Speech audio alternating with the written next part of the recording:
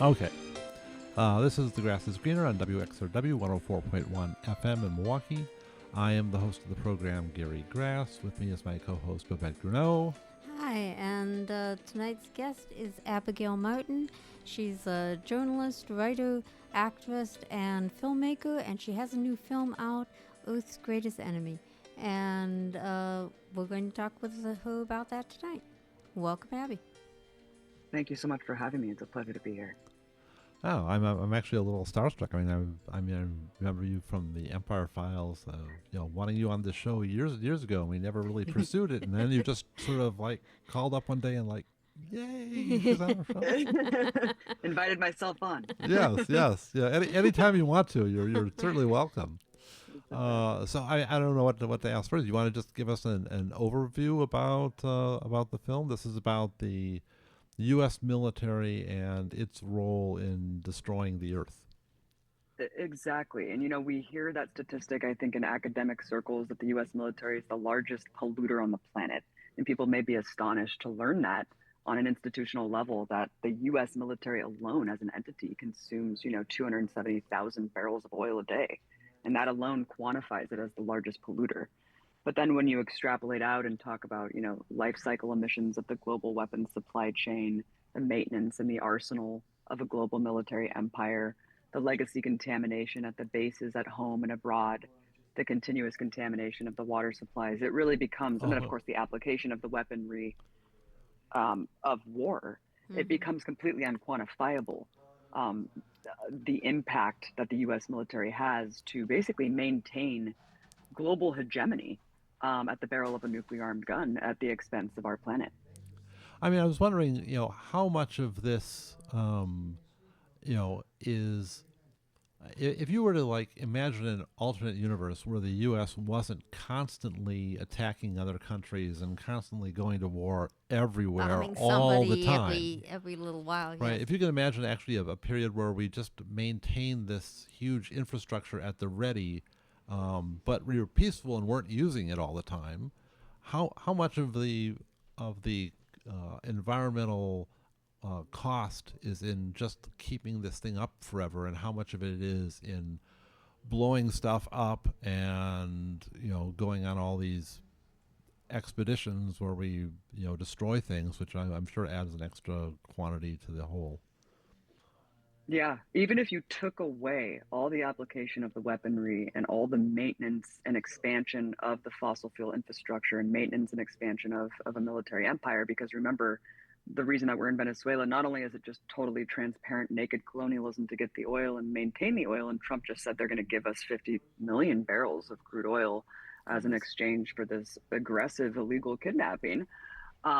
Aside from that, you really have to understand that as a self-fulfilling prophecy. The military continues to expand to maintain their control of fossil fuels, and then they use that to necessitate their size and continuous expansion. So, you look at the first extraterritorial military bases, and it was actually to secure coal, which turned to oil. And then, of course, oil's basically been the pretext for our national security ever since, masked, of course, in humanitarian democracy, human rights. But I think Trump has lifted that mask and showed us for what it is. But to your point, just the maintenance of a military arsenal, of the B-52 bombers, of the tanks, of the Boeing Pegasuses, these floating gas stations that we have triple the rest of the world combined, all of these things together make it completely toxic. The entire planet is being poisoned. The water, the scorched earth policies of just blowing things up, because remember, again, this is a self-fulfilling prophecy of just its own corporation.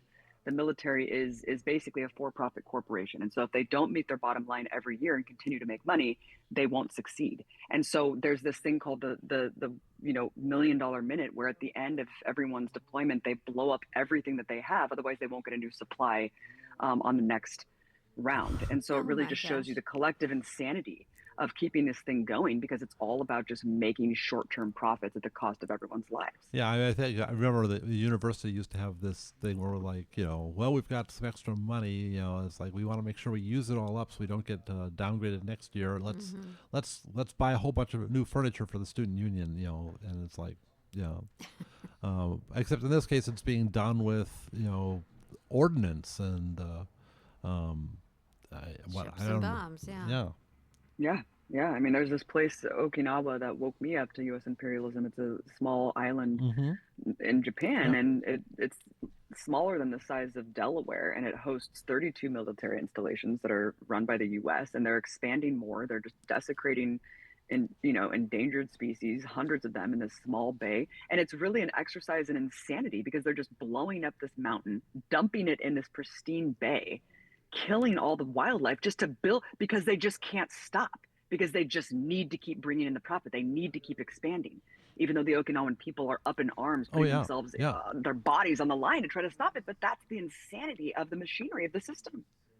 Yeah, They're addicted. yeah. I mean, they have these places around the world like Kaho'oloe and Vieques, where they just find some island just to keep on blowing it up constantly, and that's one of the things that they do. And the other thing that Okinawa brings up is, I mean, a lot of that has to do with, um, you know, wherever there's U.S. military bases, there's always shore leave, and there's always like, I mean, back in the 80s, it's like all the big AIDS hotspots around the world were around U.S. military bases. So it's like, that's a whole separate thing from the environmental destruction, but it's like there's a lot of reasons why people object when the bases are there. Oh my God, I remember learning about just yeah, I mean, the status of forces agreement that's applied to Japan is just completely colonial subjugation. I mean, U.S. service members can rape and kill people and then just get, protected here in the U.S. and never face charges. It's absolutely insane what the U.S. is doing to the Okinawan people. The majority of Americans have no idea. It's kind of the similar thing to Guam. It's like Chamorro people living in Guam know that they're Mm-hmm. American. Americans have no idea even what Guam is. Right. Or where you it know, is. I'm sure. Yeah, yeah. I mean, it's yeah, no, no, no. Yeah, the rock is from American Samoa, right? That's another one of these little places that has like a non-voting delegate to the House of Representatives, and that's it. And yeah. they get like or one electoral vote, whatever they have. They have a little bit of vote in the presidential elections, and other than that, they're treated like non-entities completely. Yeah, I Um, remember just going flying to Guam for the movie. We didn't include this part, but I remember just being on a plane for, it's like 20-hour flight. And I'm just like, what in the hell is going on here? Like, why am I flying to Australia to a colony? I mean, talk about abject colonialism. Mm-hmm. It's literally one of the last colonies in the world. It's absolutely insane that this is what we're dealing with in 2026. Yeah, I mean, we have like different levels of colonialism. That the empire operates. We have countries that are just like very heavily influenced. There's nothing formal on paper, but we basically tell them who they can elect and who they can't. And then you've got if you actually go on Wikipedia and just look at territories and dependencies of the United States, there's a long list. And there are like all different types of statuses of all these different places. I mean, it's like the With Puerto Northern Rico. Marianas is treated differently than Puerto Rico is treated differently than Guam is. It's like we have such a sophisticated infrastructure of different types of imperial governance, and then it's something most people are not aware of at all. Oh, people have no idea even that we're an empire. I mean, I bring up that word and people are like, are you talking about Star Wars? It's like, no, I'm talking Yeah. about your country. What do you think this is? But it's like the greatest trick the devil ever pulled was just convincing the world it didn't exist. I mean, this is exactly what we're dealing with. It's like we have to unmask what's right in front of our faces, which is insane. Yeah, yeah. I mean, and of course now we have most recently we have Venezuela, right? Where Hmm. it's like we just walk in and, I mean, Steal the president and say that we are going to run the place. and kill a bunch of people in the way, Yeah, and yes. and another thing that to be pointed out about this is just how horrible the Democrats are, right? The Democrats are not in any way an alternative to the Republicans. I mean, they have a slightly different set of targeting vectors in mind and a slightly different set of rules of engagement, but they're basically the same thing. And when one of these They things don't like it happens, as much if it's Trump doing it. right? And the Republicans don't like it as much when the Democrats are doing it, Right. but they can never decide whether the Democrats are doing too much or too little. So It's always they need congressional approval to then take the oil, pillage Mm-hmm. the country, and run the place. I mean, that's really what this is. I mean, you Right. see the statements from Hakeem Jeffries and Chuck Schumer, and it really is just like this was brazen, but like no tears shed for Maduro. Like he got to go. He got to go. Like I even saw the Greek prime minister literally saying, "This is not the time to talk about legality." It's like, I'm sorry, you need surgical removal for the boot in your throat, dude. You need to be Oh man. you need to have it surgically removed. Like I'm worried about you. I mean, the commissioner of like the EU releasing statements, just being like, "We're observing the situation. We hope for a peaceful transition," while the U.S. is bombing Caracas. You cannot make this up. Oh But my honestly, gosh. what Oh else do we expect when the parameters, the limitations of not only this kind of lawlessness that we've all been watching for three yeah. years, Uh, these people are drunk with impunity and power. They're going to take it as far as the world will let them. Yeah, I mean, Macron, issues this tweet. Tweet was basically "God bless America." I mean, it's like so much for France's independent foreign policy. Oh God! Don't worry, we won't make them freedom fries anymore. Don't worry, we're not going to throw our French wine down the sink like during the Iraq War. Don't Oh. Right. worry, everyone's just bowing. We love Donald Trump. We love Charlie Kirk. I mean, it's insane. It's honestly sheer madness. Greece should be careful on that. Saying that is saying it's okay because, I mean, they could, they have a an issue with Turkey, right?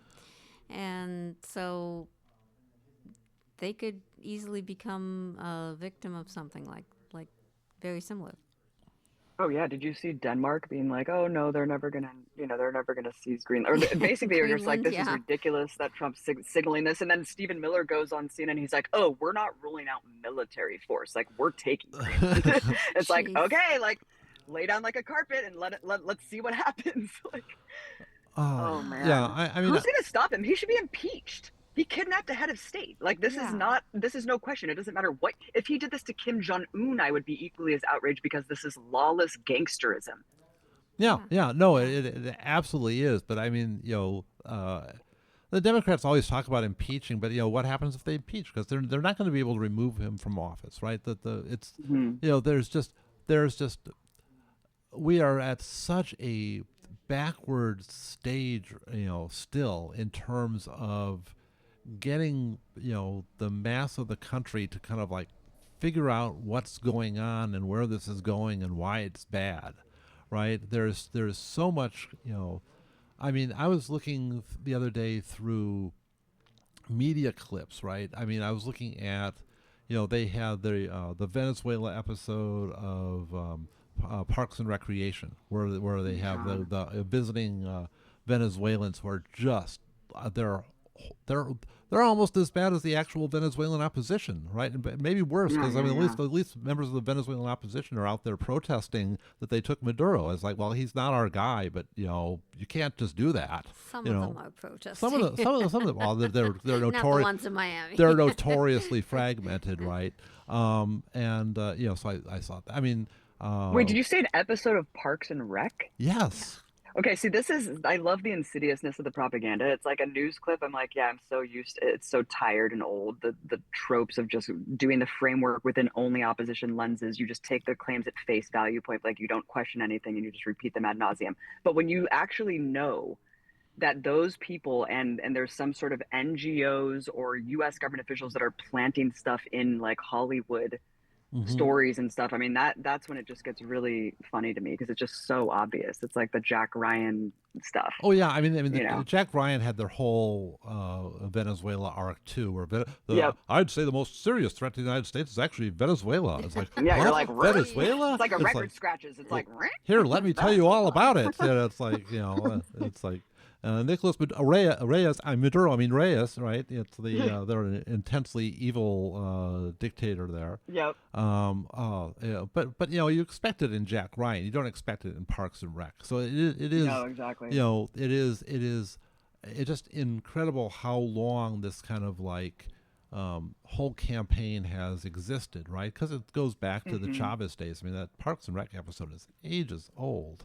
Um, and it's like there's just so much of this stuff. It's like Oh, you it's a start. 25-year campaign. I mean, that's Yeah. the thing. It's like this is so naked and so laid bare, and it's been bipartisan. I mean, Biden had the bounty out. I think it was at least $25 million for Maduro's head. You had Obama declaring Venezuela as a national security threat. All of Yes. them were maintaining the sanctions regime, which completely strangulated the economy. So it's just it's this lie of omission about why the country's in that state today.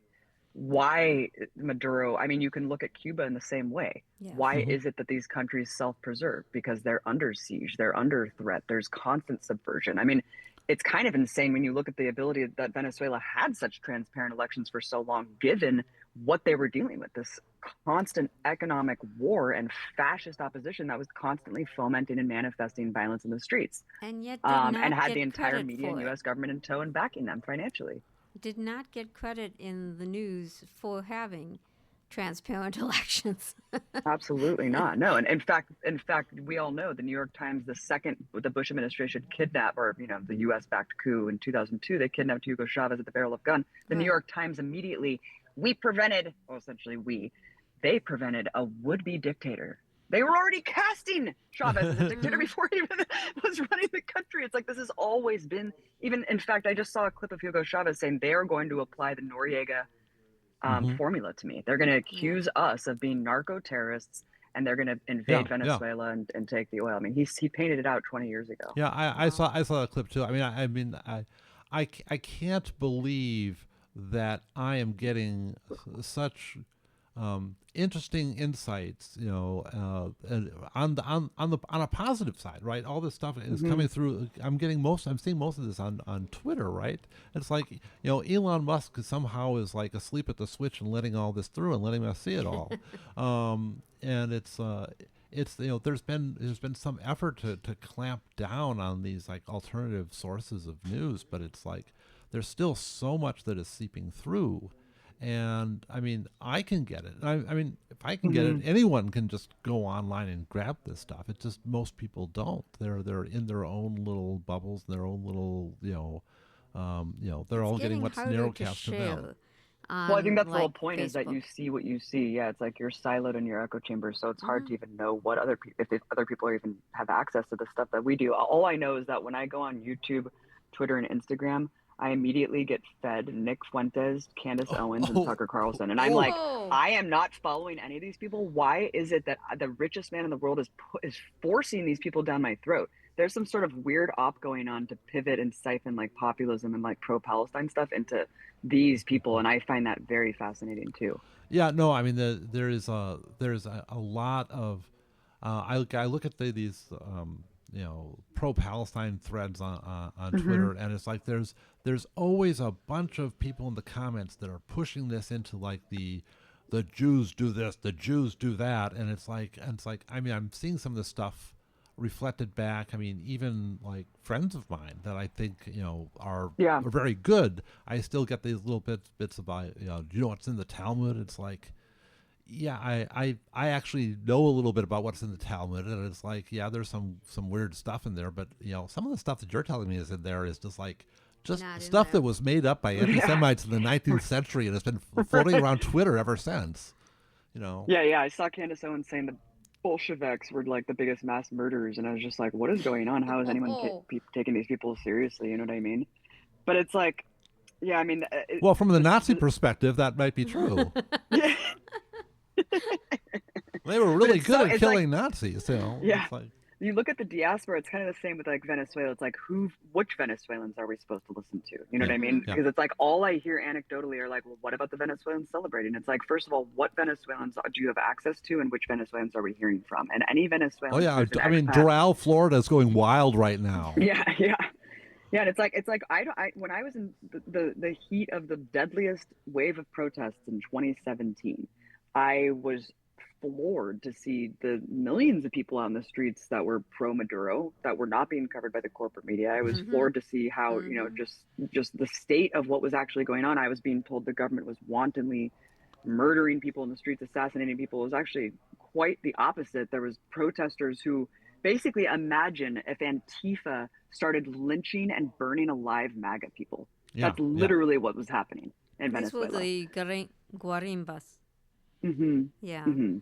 um, far right gangs. And Yes. Yeah. Yeah, I had a guy holding grenades tell me, I was like, why are you protesting? He's like, I can't be an entrepreneur. And I was like, so that's why you're going to go blow up a maternity clinic? Like, what is going on? oh, Yeah, no, it's just amazing. I mean, it's like everything else, except it's like every other leader in Latin America who are rising on the ashes of, centuries of colonialism. It's like they're constantly demonized and vilified by the corporate media, whether it's the narco terrorism thing or the gangster thug or the tyrant. It's the same playbook every single time. And what alarms me is that after being gaslit about Gaza for 3 years, people just buy into it. Is that really how susceptible we are? Is that how yes. fragile Yes, we are? because you let Israel bomb one hospital, then they do Yep. another and another and Yep. another, and then anyone can start doing things like that. Yeah, I mean, Yeah. and You're and, right. and and and you look at the arc there too, because when they first started doing it, it's like, oh well, we didn't do it, and then it was like, oh well, Yep. Hamas tunnels, and then it's like, oh yeah, well, we had to do it because there's still a couple of hospitals left, and it's like, it's like the narrative just gets more and more sullied as they realize that not enough people care, or not, or even if they care, they're not. Nothing is stopping it. So, It's like paralyzing. yeah. Yeah, it's paralyzing because of how chaotic it is. And I think, people are like, well, what's Trump's plan? He must have this long-term vision. I think chaos is enough right now. I mean, you look at the neocon Hmm. admin's plan for Iraq, and it was like, I doubt they wanted a quagmire for 10 years. I mean, you don't Mm-hmm. anticipate when you're a hammer, every problem's a nail, and you can't anticipate the consequences, especially if he goes full bore and tries to actually install an opposition leader. And we're going to have Well, potential bloody war if that well, I happens. mean, I mean, there's this systems theory that says that the purpose of a system is whatever it does, and I think Hmm. that there are plenty of people out there for whom the result was not a failure. It was a success in doing what they wanted it to do. Right. So if you have an inconclusive war, right, a war that is not a quick, easy, fast win, but a long, dragged out war that costs a lot of money and requires a lot more military procurement, that's going to be good for some people, right? And I think you look at the way things go, and it's like that kind of tells you who is winning these engagements, right? The military-industrial complex is winning these engagements. It's not that. Um, I saw a little article that says, oh, look at all these interventions and they all failed. It's like, well, they all failed by Yeah, one yeah, yeah, yeah, metric, yeah. By right? what metric? Right? They all failed to achieve what they said they were out to do, Right. but I think they really achieved what they were out to do for the most part. Yeah, And exactly. Do you think Halliburton walked away saying we'd failed? No. Like, yeah. I think some people walked away thinking they failed, right? right. Yeah, the soldiers probably. Mm-hmm. Yeah. Jesus. I mean, oh yeah. I mean, a lot of people that were maybe a little more in on what it was about and understood it a little better, still thought it was a failure because their motives were somewhere in between what the public was Hmm. sold and what Halliburton was celebrating in the back room. So they had sort of somewhere in the middle where they had a little bit more like, you know, foreign policy type. Mm-hmm. I'm referring to the journal, not the a concept of foreign policy, like a foreign affairs kind of view of these things. State Department blog view. Um, Well, I guess blog that's view. what's so crazy about this latest kidnapping of a head of state is not only the media manufacturing consent in real time, all of these heads of state around the world just legitimizing and normalizing this insane, egregious behavior. But the way that these soldiers just, I mean, it's like people are just going along with it as if Donald Trump somehow is is like has the ordained right to do this stuff. I mean, look who we're talking about. Yeah. We're not. This is a person accused by like 20 women of rape. He's in the Epstein files. It's like this is insane. This is insane that this man is even like engineering these coups and all these things, threatening Colombia, threatening Mexico, threatening Greenland, and everyone's just like sitting back and sitting on their hands. They're like, well, we're just going to respect international law and hope that everything works Bombing out. It's like I don't think Nigeria. that's going to work out well. You Yeah. never know from week to week where the next place is going to bomb. Yeah.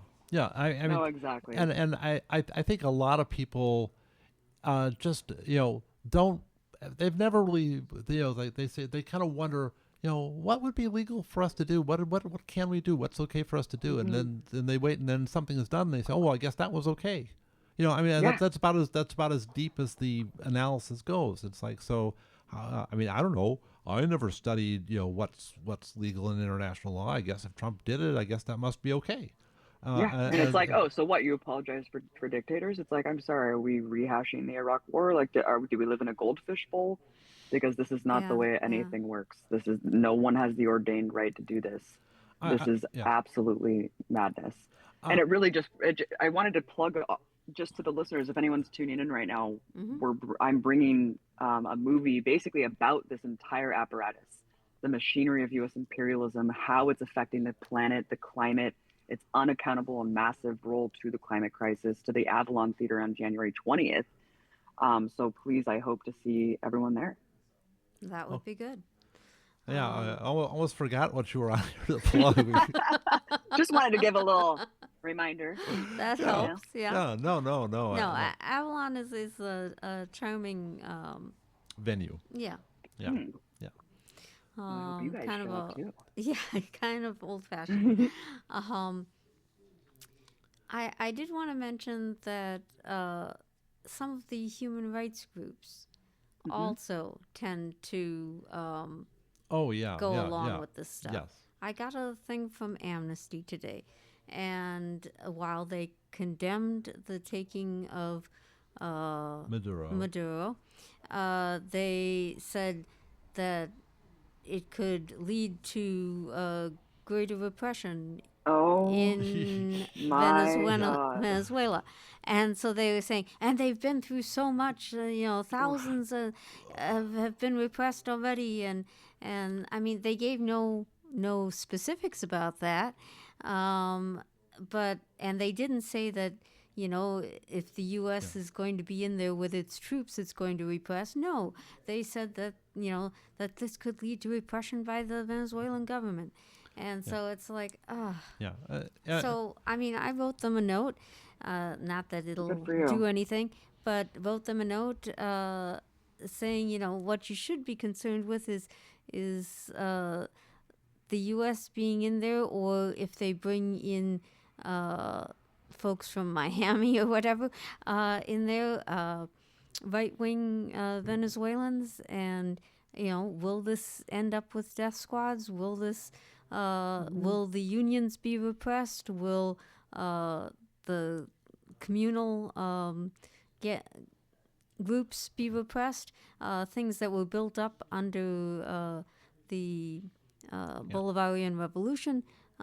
Things like that. I mean, that's what I would be concerned about. Women's groups, educational groups, all the things that the uh, They were Chavistas built. Yeah. really built up.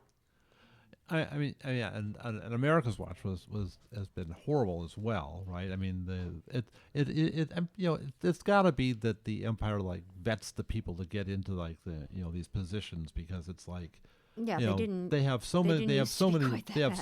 they have so yeah. I mean, I Well, I've mean, seen how it works. I mean, before I went to Venezuela to report, I was looking at Amnesty International, Human Rights Watch's reports, and I was very alarmed by the explanation of just wanton, extraordinary assassinations and deaths of protesters in the streets. I saw video footage of protesters being run over by armed guards, being shot. I was so terrified to go, but I Mm-hmm. knew that I was committed to really exposing what was really happening, because Mm-hmm. we were in the middle of fomenting regime change, as we have been for decades. So Right. mhm. going there and actually embedding myself in the protest, and I was like, hold on, why is Amnesty International and Human Rights Watch unquestioningly and uncritically parroting opposition claims from opposition leaders, just notoriously like Israeli Zionists, Yeah, Mm-hmm. who don't get questioned? The 40 beheaded babies, this and that. They were talking about political assassinations. When I was there, multiple PSUV members, which is Maduro's party members, hmm were politically assassinated. There were Assassinated. Right. so many political assassinations going on at the time of this political uprising. So many PSUV social enclaves being targeted and burned to the ground. My colleagues shot in the back. Like I said, the lynch mobs. I mean, it's Wow. just so crazy that Amnesty International and Human Rights Watch, and you have these NGOs that not only are part of this whole apparatus of USAID and NNED and this soft power regime change efforts, but also it's that a lot of people just unquestioningly take claims from opposition leaders that they don't investigate themselves. And so I was so disgusted that I kept seeing Maduro was responsible for 300 people dead in the streets. And I looked through the death records and I found 30% were caused by security forces. The vast majority of them were prosecuted and arrested. And 70% were either accidental deaths from the Guarimbas running people off the road, being run over. 13 people were like electrocuted trying to rob a bakery and were literally called by Amnesty International as like literally killed by Maduro forces. So it just shows you how cartoonish these claims are, taken at face value, even though they come from respectable liberal institutions. And it's really disappointing because it just continues to permeate that propaganda that underpins that this is okay. That, hey, it might not have been okay the way he did it, but hey, Maduro's got to go. And it's wrong and it's unacceptable and it's chauvinistic nonsense. And it's time that we stand up and say no more in our name. We don't want to subjugate the planet at the expense of not only, what's happening right now, but our future. They're robbing our future blind. It's imperialist nonsense. It's, we act like a colonial empire. I mean, and it's interesting even like in the solidarity community, right? People that you would think know better. I mean, we know people that worked in Nicaragua, worked on Nicaragua for years, and they're doing the same thing where they're parroting all these claims against the Ortega government down there. And it's like, and we have other contacts down there that's like are there in the ground or telling us it's like, no, this is what's really happening. I'll tell you what happened. During that last coup attempt in 2018. Here's what really happened, and it's just really, it's disturbing how many people that should know better don't know better. But I will say this, the sort of rundown of how the international community has fallen flat on its back on this there's a little bit of this tendency to think only of kind of like, Europe and the 6 other countries that count as a quote unquote, the world, right? And ignore like almost the entire global south, all of Africa, all of Latin America. And the responses to this, there have been some fairly strong responses. I mean, I'm disappointed to see Petro not being nicer to Maduro, but at least he's calling out that this is a completely unreasonable thing, and Latin America needs to come together and fight it. And there's a lot of people, a lot of countries in the world that do condemn this. If you look beyond like this, like what counts in our media as the world, which is like all these reliable kind of stooges in Europe and a few other countries, Australia, Japan, South Korea, you can name them, right? Yeah, it's worrisome how the reverberations that this could have. I mean, it's worrisome how far this could go, and it is scary to think that you could, when you have the full brunt of the military empire breathing down your neck and doing a special operations, it will decapitate you pretty quickly, even though they've been training for this for 25 years and it's still, they weren't able to stop something like this. So the global south, as much as they oppose U.S. imperialism, they need support. We need a working class uprising here at home in the heart of the empire to stop this death spiral, because our brothers and sisters' lives depend on it, and it's not just abroad, it's here. Yeah, we have to ask ourselves, why is gas so expensive? Why are groceries so high? I mean, all of this is fun. We're spending $1.5 trillion in real spending on the Pentagon every year. I mean, is anyone okay with that? I mean, there's that, and then there's Foucault's boomerang, right? I mean, this is the idea that they're going to try out these things on Gaza first, and then next thing you know, oh yeah, those are Israeli drones flying over your city. Oh yeah, this is an Israeli, whatever that is being installed on your cell phone now, all these different things that Or if get they can do it, we pioneered. can do it type of thing. Yeah, we can. We the stuff is like they're training our cops at cop cities now, right? I mean, this is it's all going to come back here, right? If and some of it has already, and it's been exported all over the world. I mean, you've had Israeli mercenaries and trainers all over. I All mean, throughout Latin Guatemala, America. they were teaching them how to Palestinianize the Mayan peoples in Guatemala, right? So, and that was a genocide there, right? So you have this pattern of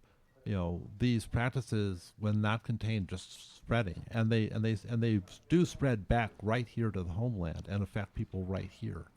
Yeah, and that's what I try to show in the film. I mean, I try to show the Tortuguita, who was killed at Cop City in Atlanta, who was sitting cross-legged like Gandhi, and police raided the tents and basically shot 77 rounds of Oh military my. grade assault rifle bullets into his chest and body.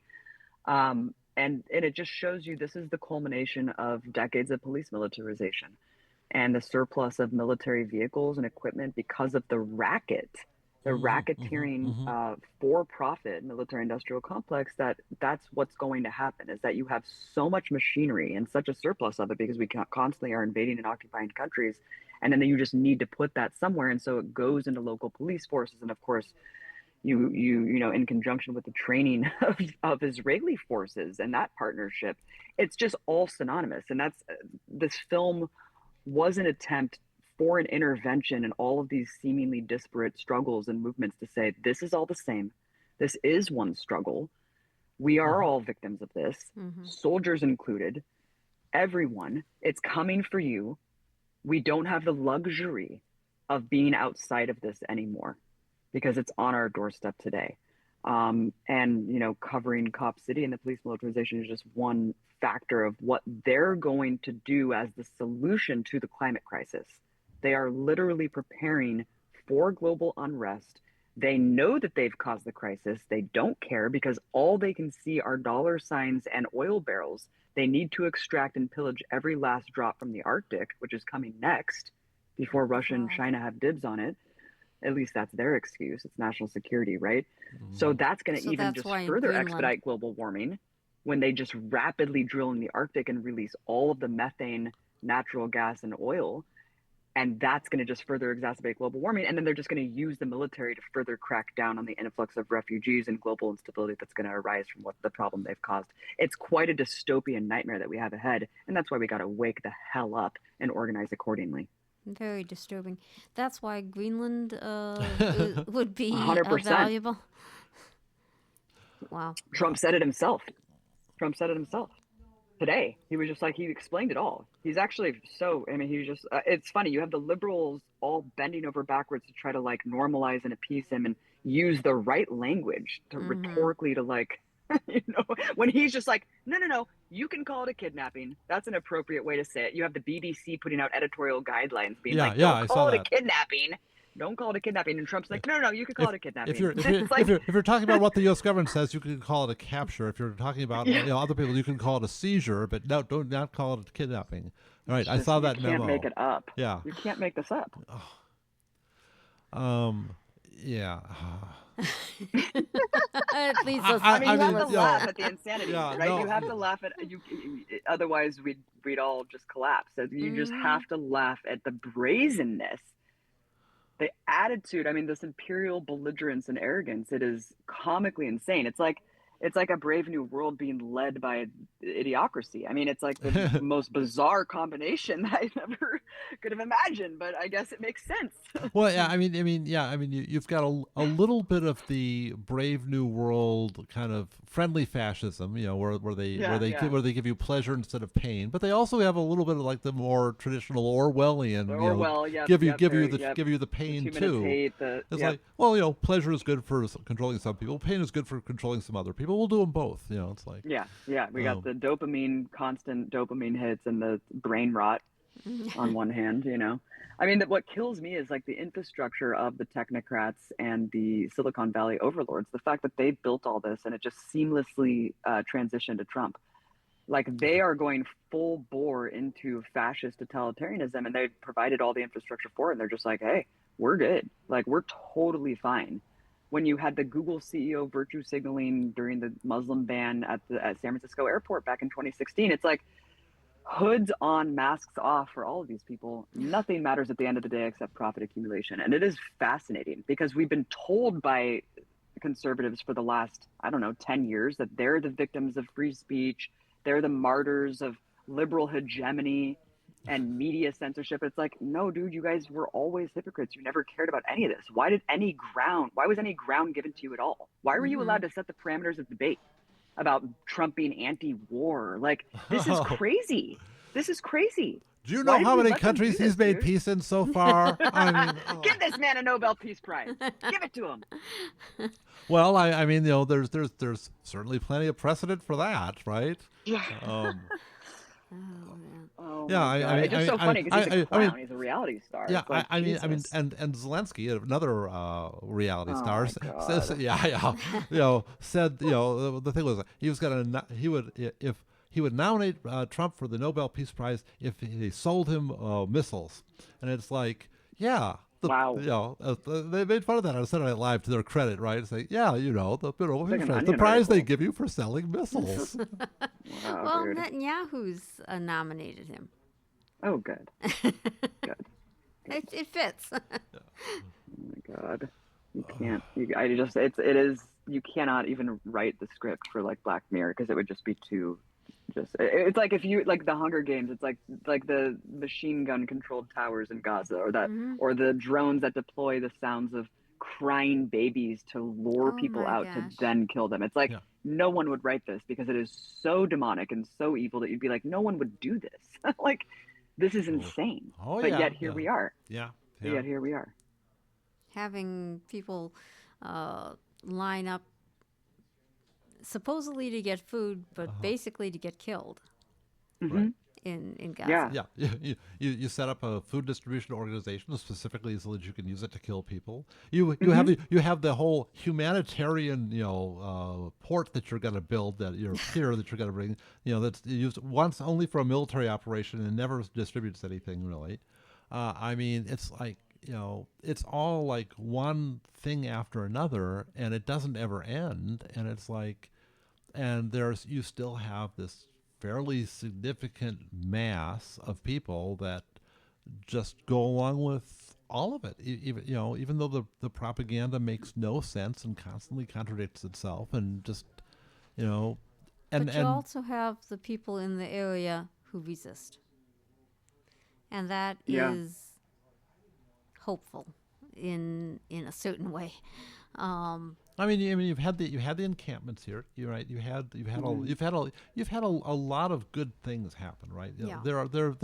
I mean, I always have this like terrible dread that it's just not nearly enough, right? That that things are constantly getting worse because no one's really been forced to pay a high price for any of this yet, right? It's like I have a friend that's like constantly on the phone telling me, the only thing that they understand is violence and money. You got to blow up them, or you got to blow up their money, one of the two, right? And that's like, it's hard to argue against that, really. I mean, I try to take a very peace perspective, but it's like you need to raise the costs of war somehow, or they're just going to keep doing what they're doing, And they've learned from it so well. I mean, not only the the poverty draft, but also just having these proxy forces where they can maintain all these conflicts and engineer the outcomes without having to really send U.S. blood.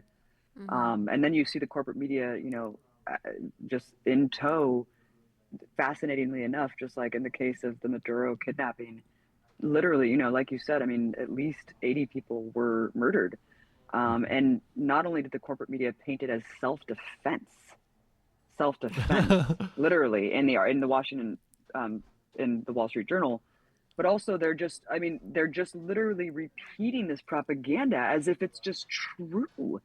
It never ceases to amaze me. Honestly, it's quite astonishing to see how it works real time, because you argue with Trump's. I was just arguing with a friend of mine who became a MAGA guy and from a Bernie guy, and don't even ask me how. I can't Oh, even dear. believe it. But he's basically like argued with me about how the media is liberal, and it's exactly what I'm talking about. It's like people are in this partisan prism Yeah. that they actually believed the rhetoric, and somehow these people were able to, Trump was the only one talking about legacy media and fake news. It's like people innately know that the media has been lying to them forever. Yeah. They Yeah. knew that there was something Mm-hmm. deeply wrong with Iraq, 9/11, all of these things that we've been fed. And like you said, I mean, that was the only time that people really felt it was 9/11. For me, it radicalized me to be like, how could this happen here? Oh my God, my government's evil and subjugating the planet in my name. Oh my God, I get it. But a lot of people just became jingoistic, Yeah. Hmm. crazy people. And I think that that bloodlust still is ready to activate.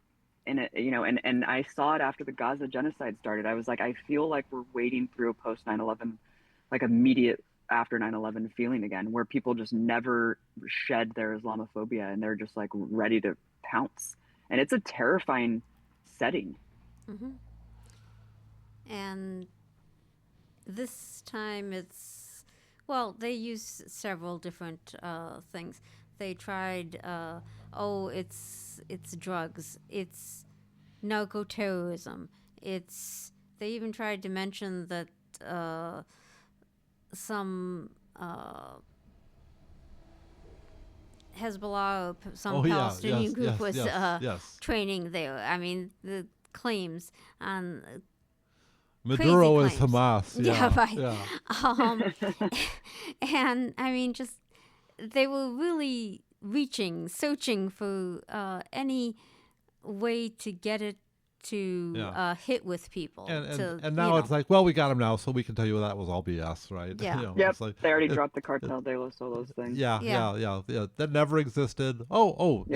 yeah. No, that never existed. It was about the oil, and it's like, Yeah. okay, yeah. Of course. No, people's brains have truly broken. And unfortunately, the worse things get, I kept thinking, my prior held belief was that people will wake up and become radicalized the worse things get. I don't believe that anymore. I think the further your conditions degrade, especially in this culture where they have basically psychologically like controlled our minds through social media and all of these apps and phones.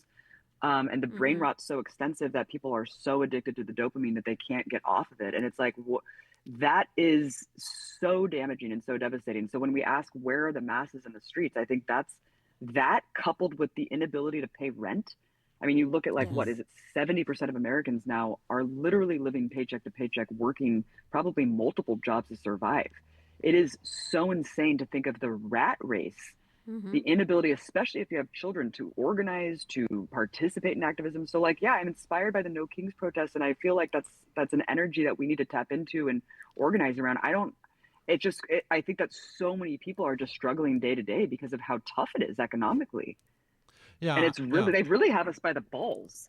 yeah. No, I mean, when the No Kings Day stuff came out, I had my analysis, which was like, yeah, I'm for them, but I mean, I see three benefits to them, right? And it's like it's and it could be a lot stronger, right? It was my main complaint is like, well, you could do a lot better. Too much of it was controlled by the Democratic Party and kind Right. of channeled like this into like very narrow anti-Trump because he's a criminal kind of stuff, rather than like addressing like actual policies or telling people what they could do about it. They But did it, not but it tell was people what they could but it do. was really good because we had our own groups here that like would go to the thing and piggyback off it and like give Yes. people actual information, actual Right, things they right. could do, right? So it wound up being a great way to gather people and give them kind of that inspiration and those tools.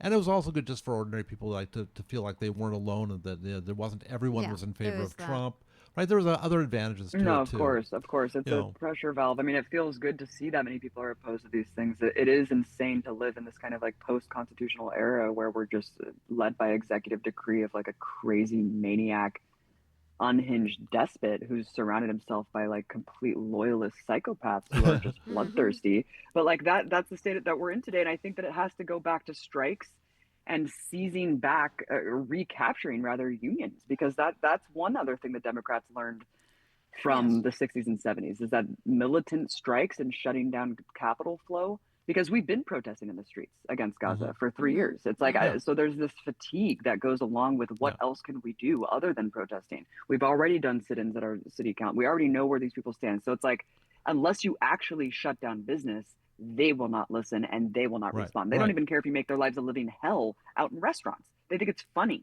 at this point. They don't care. So we have to go back to, how do we get dock workers, how do we get the, all of these unions on board with, this is not in your interest. You have the power. They have the ultimate power. At union density is at the lowest ever. This is our moment. We have to have a militant, working class, union led movement. Otherwise, we are going to fail. And that has to go back with community organizing. What is happening in Milwaukee? I mean, what is going on? Are there military bases there that are poisoning your community, spreading PFAS contamination and legacy chemicals? What is happening there? Is there a Lockheed Martin plant, an Elbit Systems? I mean, what part of the machinery we have a is being Durco churned out? There you go. Yeah. Durco Systems, supports the Israeli, right. And there have been numerous protests there. But we haven't shut them down. Haven't shut them down. They haven't shut them down. They have now more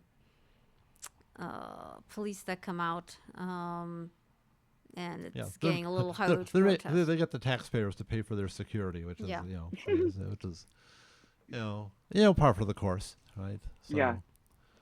But please, I encourage everyone to come out, because it does feel very isolating sometimes. That's exactly the way the system wants us to think, but that we have to get out of these kind of atomized spaces and just start talking to each other, having the conversations, because we are not crazy. This is madness. This is madness. There were big protests at the local campuses, at University of Wisconsin-Milwaukee, and also in Madison. Madison got hit harder. Milwaukee, actually, it was very peaceful. Then the police did not come and attack us or anything.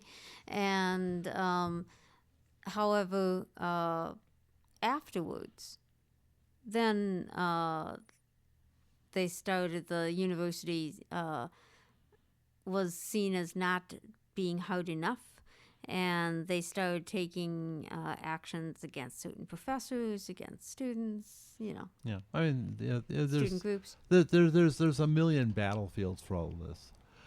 There's this one person on Twitter. I haven't seen their posts in a while, but it's like their thing used to be, they would post pictures of strikes and protests and different actions, and they would always say the same thing. They would always say, more, harder, faster. That's a good message, though. We just need a lot more of all of this, right? Yeah, and unfortunately, it comes back to political education, because we're the most propagandized people in the world, and it's really unfortunate because the rest of the world's ready. The rest of the world's looking at us, saying, "Please don't destroy the planet. We want to live." Americans are insane. They don't. We need to wake up out of our bubble. It doesn't matter what you think about Maduro. It doesn't even matter what you think about Trump. Do we have the ordained right to interfere, to kidnap leaders of countries, to coup people, to sanction people? There's 500,000 people in the world that die from US-led sanctions every year. The status quo is murder. Okay, I have 2 kids. I brought them into this world. I'm not going to go down without a fight, letting these parasitic vampire billionaires suck up every last clean drop of water from the planet to feed these data centers. We cannot let this happen. It's happening very quickly. And a lot of institutions, like you are saying, have kowtowed immediately and preemptively to fascism. And it's very alarming, because if we don't stand up en masse and create a barrier around this, they're just going to continue to ramp through the most. I mean, if we thought Gaza was bad, what's next? What's next? Hate to think. Well, West Bank is next, but it's happening. They'll have to finish that whole project first. Yeah. But please, I hope that everyone listening, come to the Avalon January 20th. Come check out Earth's Greatest Enemy. Check out earthsgreatestenemy.com. I'm on a director's tour all across the Midwest. Yes, you'll be then there. Europe and Australia. I will be there. Yes. I mean, not to knock your product, but I mean, you're part of the attraction here. Yes, I'm going to be there, and this is about a movement. This is about joining a global movement, building the biggest tent possible to save the environment truly, and that is getting us out of this kind of silo that we're in, and all building the tent around clean water, clean air. We want to reclaim our future from these monsters and billionaires. It's not our trans neighbors or immigrant neighbors. It's the billionaires, parasites, and it's very obvious. And it's time to really build that class consciousness, build the movement, start militant strikes. We don't want to normalize this kind of gangsterism. I'm sorry, I can't sit back idly while my government's mass murdering people in my name. I never have been able to. And it just feels so dire. It's so existential. The climate is not, it's heating up more than ever before. Trump is opening new drilling contracts. He contacted the oil companies a month before even this happened, before Congress. They are running the country. We live in an oligopoly. Like, it has never been more clear. So if that's okay with you, then that's fine. But it's not okay with me.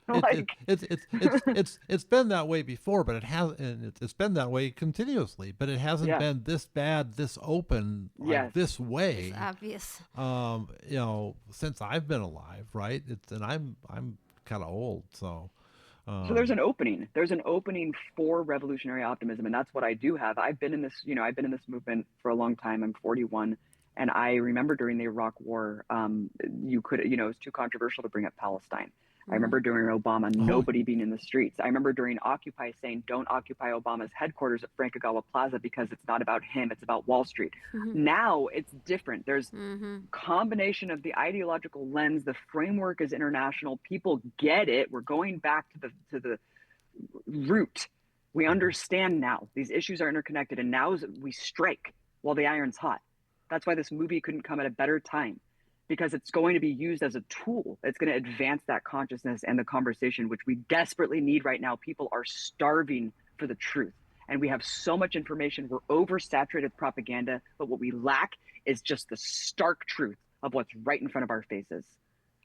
It's a good educational tool. Yeah, I mean, a lot of people just don't have any sort of framework to hang any of this on. And there's still too many, you see individual little things and you're against them, and it's like you don't have any sort of real analysis. That's I think necessary for people to get right, and people need to appreciate the overall scale of this and the interconnectedness of all of this. Right? There's so much that people just haven't put together yet. So it is January 20th at 6:30, something at the like Avalon Theater. I don't have the time in front of me, but you can check out earthsgreatestenemy.com. Check it out, get tickets, come to the screening. You will not be disappointed.